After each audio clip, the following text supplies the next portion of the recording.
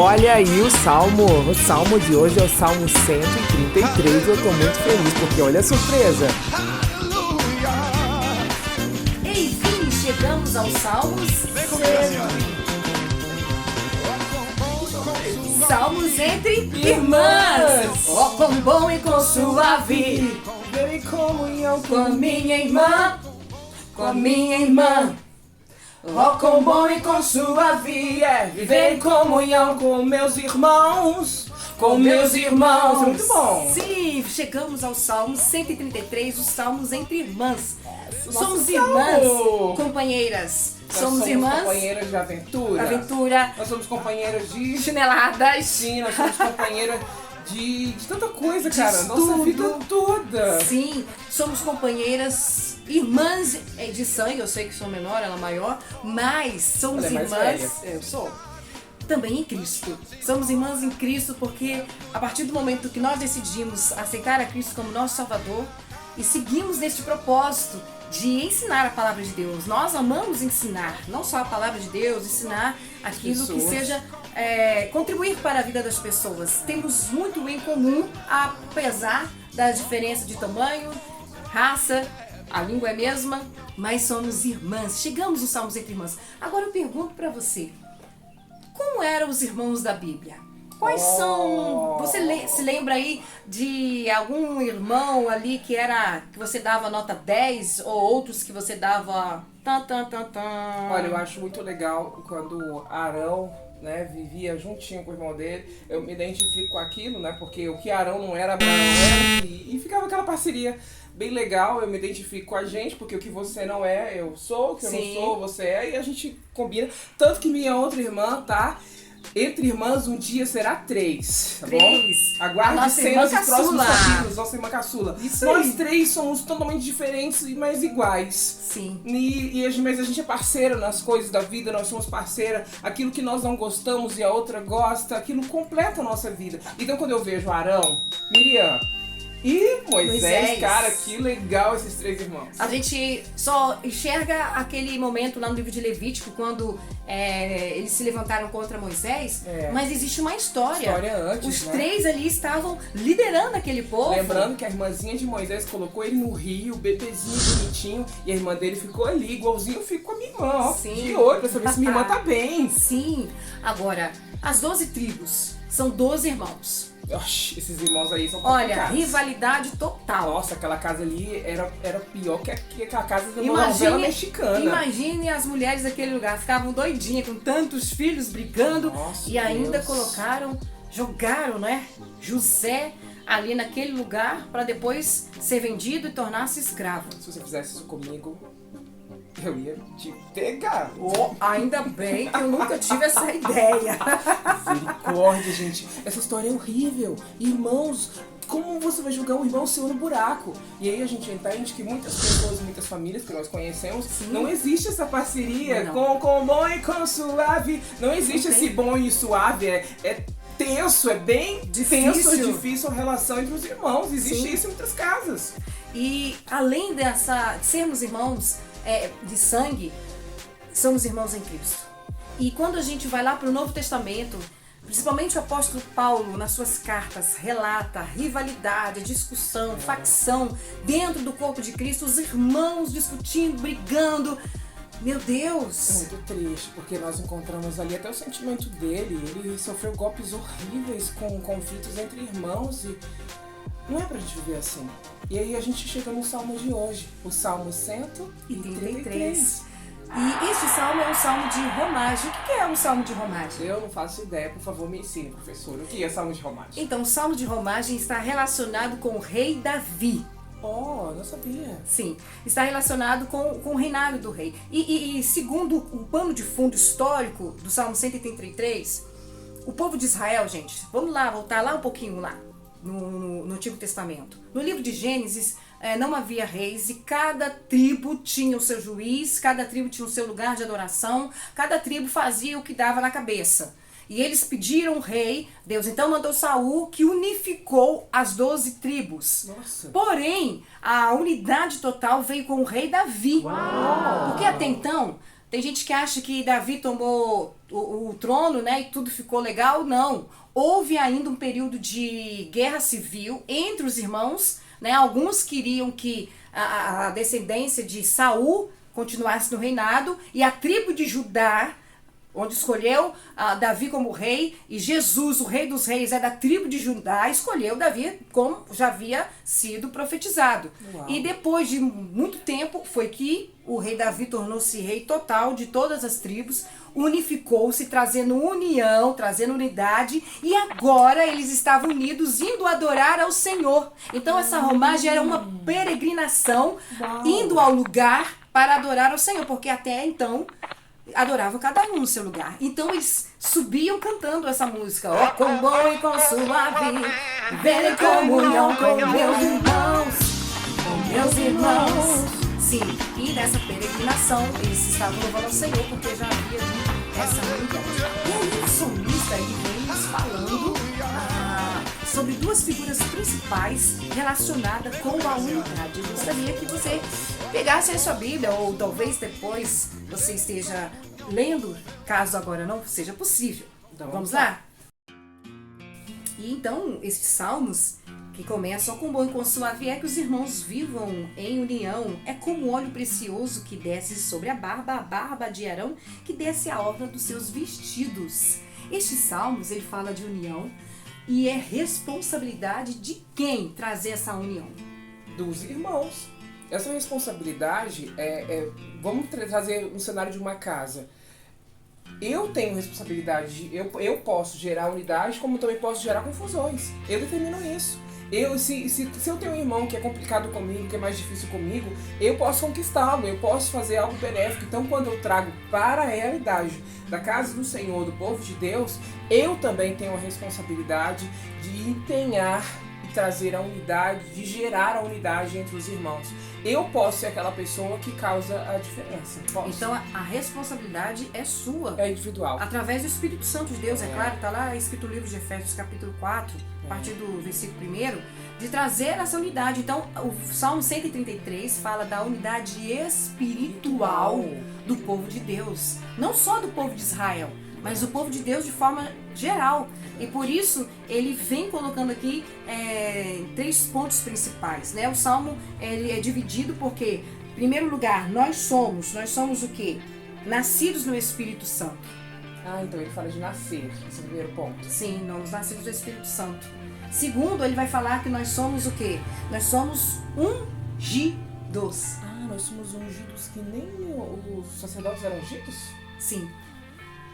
Como é que era feita a unção? Você está acompanhando aí na imagem, você pode olhar agora, você está vendo aí um sacerdote, um sumo sacerdote. Ele tinha uma roupa especial e para que ele chegasse a esse lugar, para que ele se tornasse um sumo sacerdote, primeiramente ele tinha que ser ungido. Ou ele era ungido por um outro sumo sacerdote, ou por um profeta, por um rei.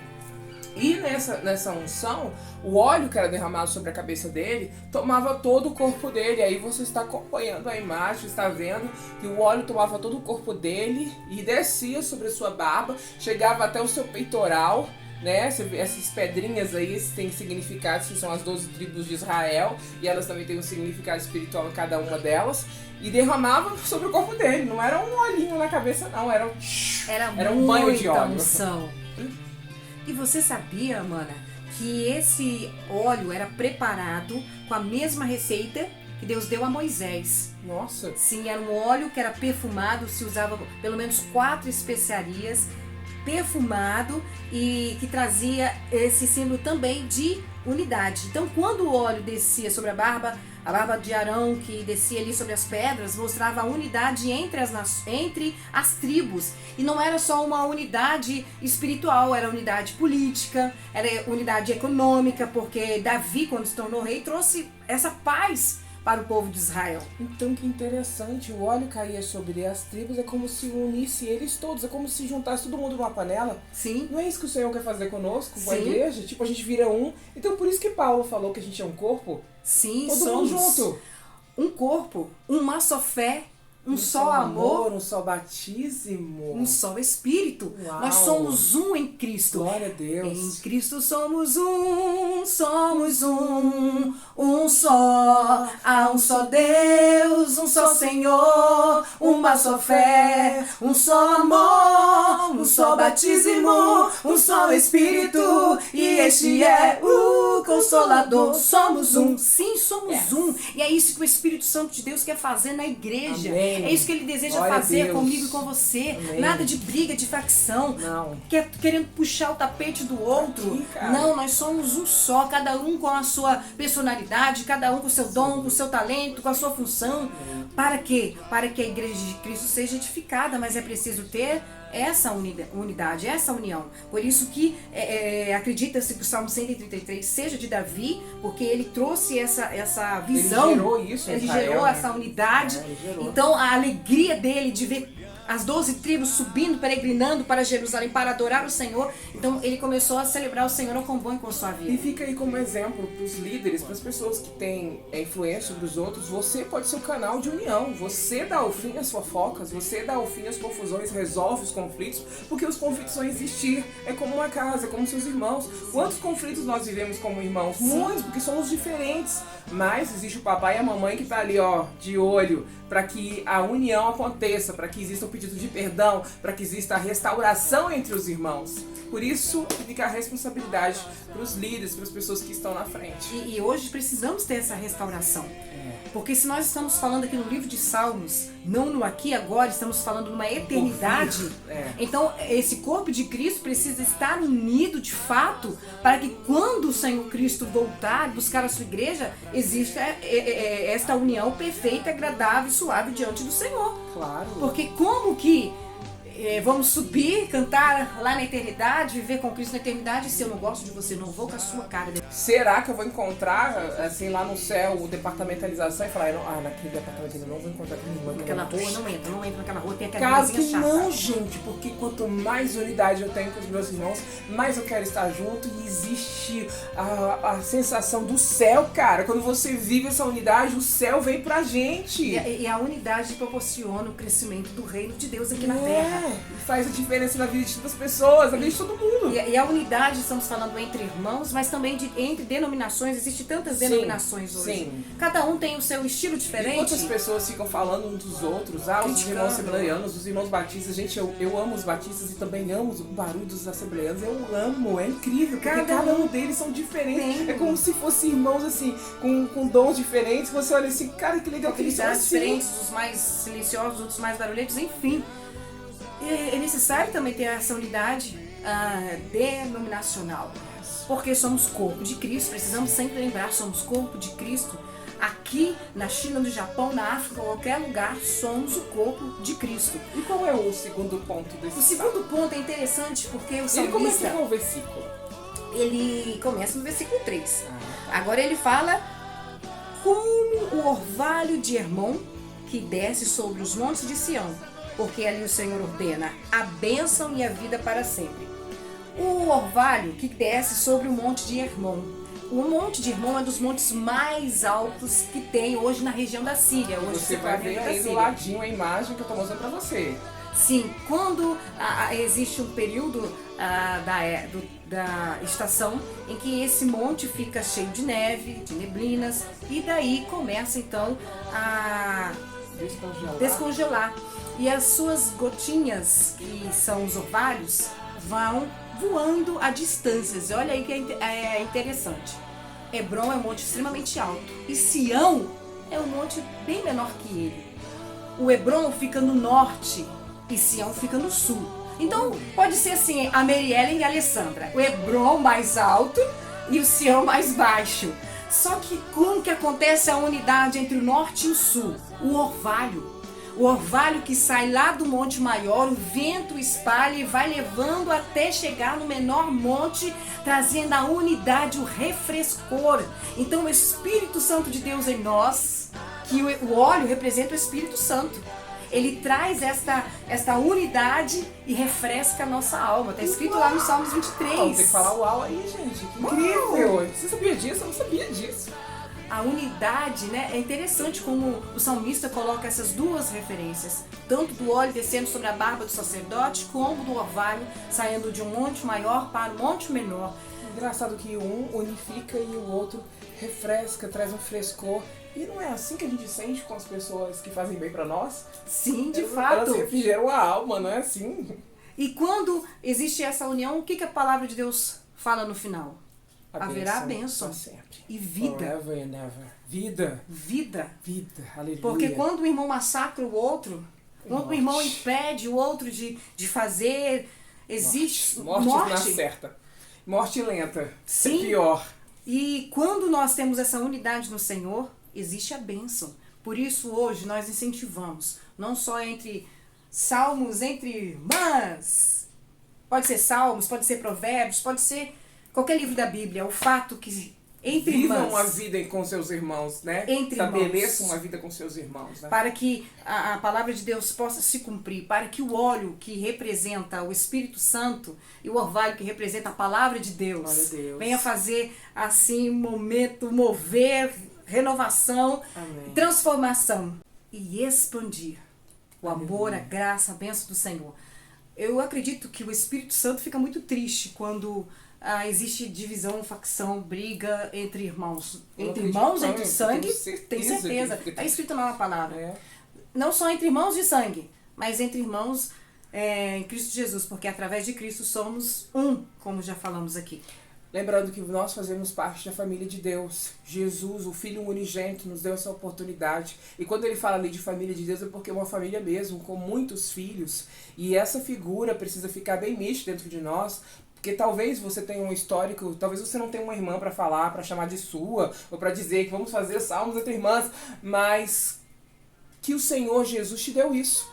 E talvez você não adquiriu isso no seu lar, na sua casa, mas você pode começar agora a fazer na sua casa, fazer da sua vida diferente. Ser aquele que abençoa, ser aquele que causa diferença, ser a pessoa que acaba a fofoca. Sabe quando a fofoca chega em você, acaba ali. Ser a pessoa que acaba com as divisões, que acaba com os problemas. O Senhor nos deu poder para isso. Nós podemos fazer a diferença onde vivemos, como uma comunidade, como um corpo de Cristo, como uma família, trazendo esse novo tipo de pensar, que na verdade não é novo, que está ali na palavra de Deus há muito tempo, mas trazendo uma reflexão nova para os nossos dias, trazendo esse entendimento que nós podemos ser pessoas que firmam a unidade no corpo de Cristo, que trazem esse frescor e essa unção. Porque afinal, aonde tem união, o Senhor ordena a bênção. E a vida para sempre. Que Deus te abençoe. E você vai terminar esse áudio aí com essa musiquinha. Com bom e com suave, vem comunhão com os meus irmãos. Com meus irmãos, a casa cheia, da sua glória. Que o Senhor te abençoe. Até a próxima. A unidade espiritual da igreja é uma obra exclusiva de Deus. Não podemos produzir unidade, apenas mantê-la. Todos aqueles que nascem de novo fazem parte da igreja e seus membros devem demonstrar aos olhos do mundo, de forma visível, essa unidade interna. A desunião dos crentes, portanto, é uma ameaça à igreja, é um escândalo diante do mundo. Essa atitude desonra a Cristo e a própria igreja. Hernandes Dias Lopes.